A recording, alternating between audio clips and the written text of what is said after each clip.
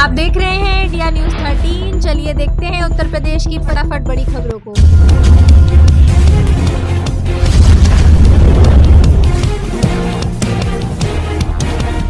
अयोध्या में पर्यटन का नया रिकॉर्ड, स्थानीय लोग परेशान। राम मंदिर बनने के बाद अयोध्या में पर्यटकों की संख्या करोड़ों में पहुंच गई। यार स्थानीय व्यापारियों ने टैक्स बढ़ोतरी के खिलाफ प्रदर्शन किया। उनका कहना है बड़े होटलों और कॉर्पोरेट्स के आने से छोटे दुकानदारों का अस्तित्व खतरे में है। सरकार इसे विकास कह रही है जबकि विपक्ष इसे सांस्कृतिक व्यवसायीकरण बता रहा है। क्या धर्म की नगरी अब सिर्फ अमीरों की सैरगाह बनकर रह जाएगी? स्थानीय निवासियों के हक की बात करना भी उतना ही जरूरी है। शिक्षा मित्रों का मानदेय, एक अंतहीन इंतजार। यूपी के लाखों शिक्षा मित्र आज भी अल्प मानदेय पर काम करने को मजबूर हैं। 4 फरवरी को लखनऊ के इको गार्डन में एक और धरना प्रस्तावित है। सरकार ने आश्वासन तो बहुत दिए लेकिन समाधान नहीं निकला। विपक्ष ने इसे अपना चुनावी मुद्दा बना लिया है। सवाल यह है कि जो शिक्षक देश का भविष्य गढ़ रहे हैं उनका अपना भविष्य अंधकार में क्यों है? क्या 10,000 रुपए में आज के दौर में एक परिवार का गुजारा संभव है? स्मार्ट सिटी मिशन, लखनऊ और कानपुर के दावों की हकीकत आज जारी।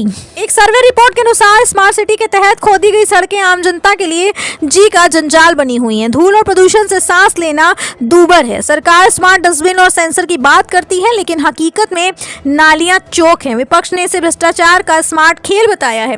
जनता के टैक्स का पैसा कहां जा रहा है? क्या शहर वाकई स्मार्ट बन रहे हैं या सिर्फ कागजों पर पेंट हो रहा है?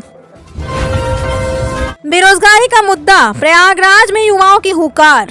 प्रयागराज में आज प्रतियोगी छात्रों ने एक बड़ी बैठक बुलाई है। मुद्दा है रिक्त पदों को न भरना। यूपी में विभिन्न विभागों में लाखों पद खाली पड़े हैं लेकिन नियुक्तियां अटकी हुई हैं। विपक्ष इस मुद्दे पर सरकार को घेरने के लिए विधानसभा के घेराव की योजना बना रहा है। जब युवा शिक्षित होकर भी सड़कों पर भटकता है तो वो राष्ट्र की शक्ति नहीं बल्कि एक दर्द बन जाता है। गन्ना मूल्य भुगतान, किसानों की बकाया राशि का क्या हुआ? पश्चिमी यूपी के गन्ना किसानों के लिए आज एक महत्वपूर्ण दिन है। चीनी मिलों द्वारा भुगतान में देरी पर इलाहाबाद हाईकोर्ट में सुनवाई होनी है। सरकार दावा करती है कि रिकॉर्ड भुगतान हुआ है लेकिन किसान संगठनों का कहना है कि ब्याज सहित भुगतान का वादा अब भी अधूरा है। जयंत चौधरी के नेतृत्व वाले खेमे और विपक्ष ने इसे लेकर सरकार पर दबाव बढ़ा दिया है। किसान का पसीना सूखने से पहले उसे दाम मिलना चाहिए। क्या ऐसा हो रहा है?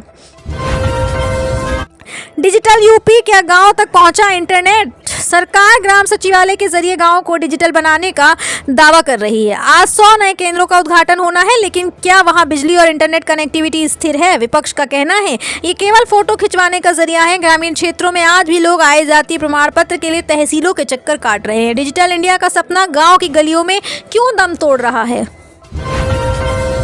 कानून व्यवस्था, एनकाउंटर नीति पर सवाल। यूपी में अपराध नियंत्रण के लिए एनकाउंटर नीति पर आज मानवाधिकार संगठनों ने एक रिपोर्ट जारी की है। जहां एक वर्ग इसे अपराधियों में खौफ का कारण मानता है वहीं विपक्ष इसे ठोक दो नीति बनाकर कानून के उल्लंघन का आरोप लगा रहा है। क्या इंसाफ सड़कों पर होना चाहिए या अदालतों में? यह एक ऐसा नैतिक सवाल है जिस पर प्रदेश की जनता बटी हुई है।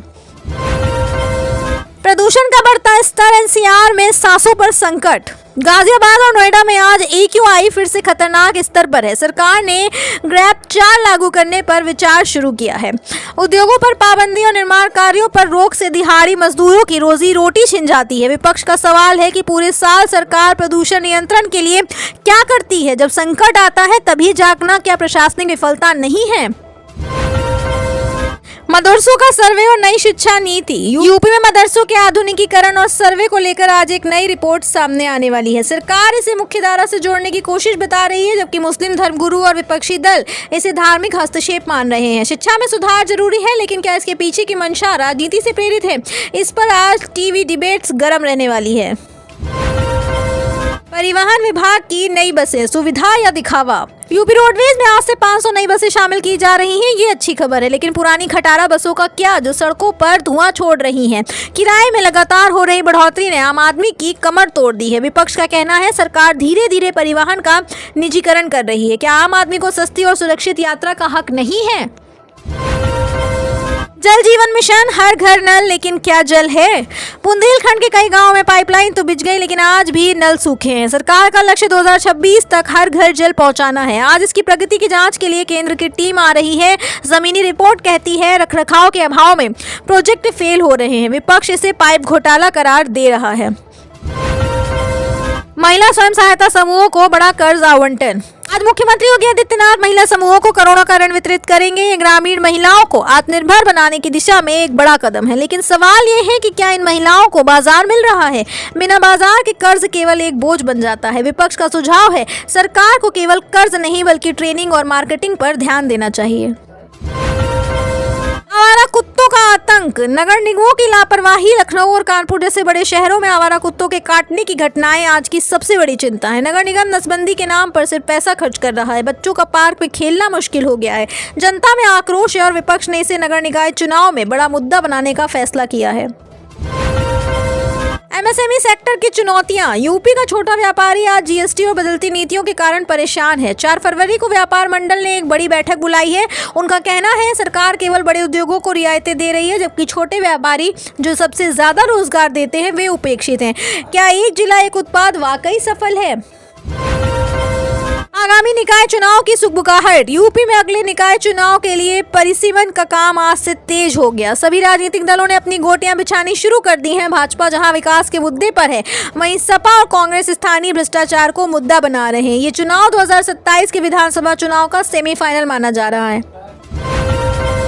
तो ये थी आज की वो बड़ी खबरें जो आपके वर्तमान को प्रभावित करती हैं और भविष्य की दिशा और दशा दोनों तय करती हैं। हम इंडिया न्यूज़ 13 पर खबरों को केवल सूचना की तरह नहीं बल्कि एक जिम्मेदारी की तरह पेश करते हैं। हमारा मकसद किसी सरकार की जय जयकार करना नहीं बल्कि जनता के उन सवालों को पूछना है जिन्हें अक्सर शोर में दबा दिया जाता है। चलते चलते बस इतना ही कहूंगी, लोकतंत्र में आपकी चुप्पी सत्ता को निर्कुंज बनाती है, इसलिए जागरूक बनिए और सवाल पूछना मत छोड़िए। मुझे दीजिए इजाजत। देखते रहिए इंडिया न्यूज़ 13, खबर वही जो आपके लिए सही। नमस्कार।